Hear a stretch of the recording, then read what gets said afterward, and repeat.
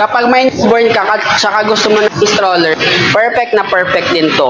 Unang-una nga po, meron na nga din po yung foam yung hinahawakan ng parent. Nga din po siyang sunshield protector para hindi directed si baby sa init or sa UV rays.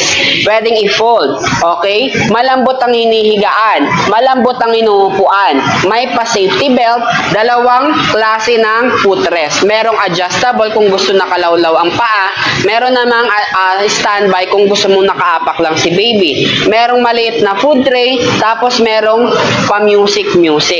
Okay, tapos sa likod po niyan, meron nga din po yung dalawang pocket dyan para sa parents beam po nila. Okay? Tapos, good thing dito is meron din po siyang peekaboo window, monitoring kay baby habang nasa loob ng stroller.